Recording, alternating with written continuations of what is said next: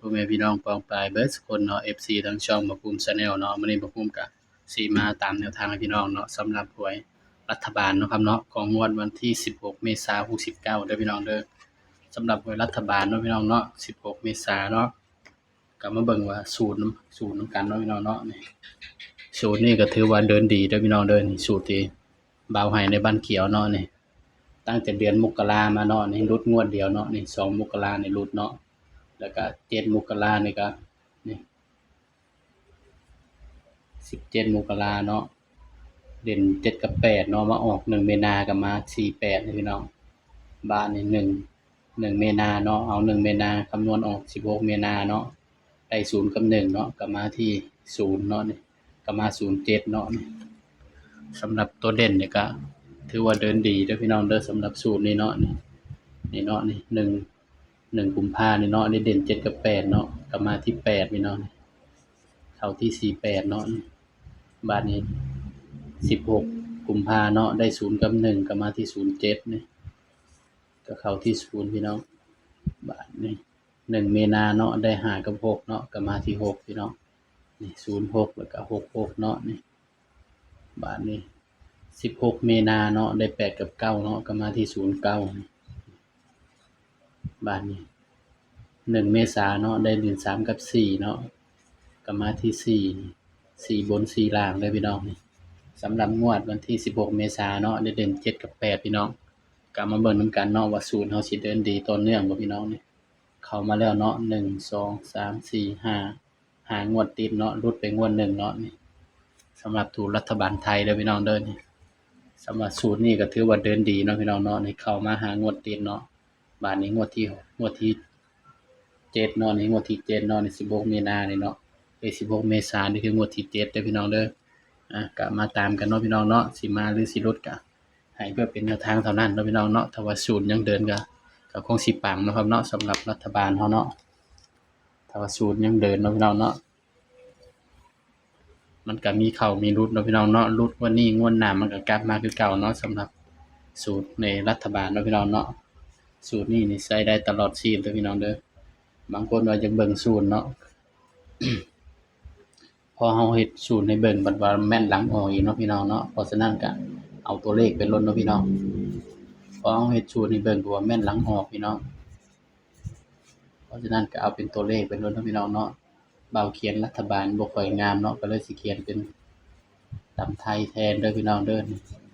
เพราะว่าเขียนรัฐบาลบ่ค่อยงามเนาะก็เลยสิมาเขียนแบบตำไทยเอาดีกว่าเนาะพี่น้องสำหรับรัฐบาลไทย16มีนาเนาะพี่น้องเนาะ16เมษายนเด้อพี่น้องเว้าผิด16เมษายน69เนาะครับเนาะสำหรับขนมไทยเนาะสำหรับตัวเด่นเนาะบ่าวก็ให้เด่น7กับ8นะครับพี่น้องเด่น7กับ8เนาะครับเนาะนี่สิมาหรือบ่บ่าวก็บ่จักเนาะพี่น้องเนาะก็ให้เพื่อเป็นแนวทางเท่านั้นเนาะพี่น้องบัดนี้เฮาก็มาหาตัววินนำกันเนาะพี่น้องมันออก72เนาะพี่น้องเนาะ29 514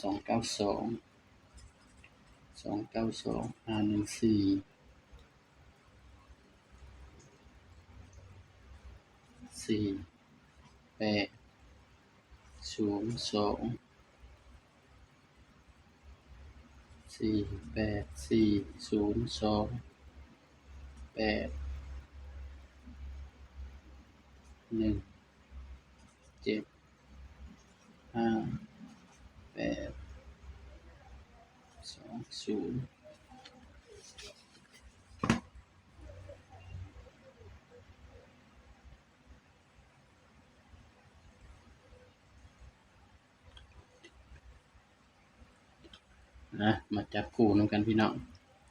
สำหรับตัวเด่นเฮาเนาะเด่น7กับ8เนาะพี่น้องเนาะส่วนจับคู่ก็สิลองจับใส่กับชุดที่มันออกเนาะพี่น้องเนาะชุดวินที่มันออกเนาะแต่ว่า74เนี่ยตัดออกไปเด้อพี่น้องเด้อบ่น่ามาเลยเนาะ7447เนี่ยสำหรับขนมไทยเนาะครับเนาะงวดวันที่16เมษายน69เนาะจับคู่นำกันเลยพี่น้องถ้า7มาเนาะ70 71 76 79 80เอ้า82ก็ได้86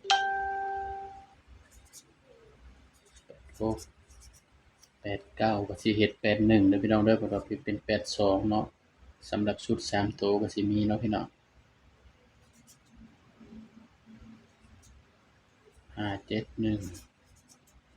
571 056นี่ก็คือชุด3ตัวนะครับเด้อ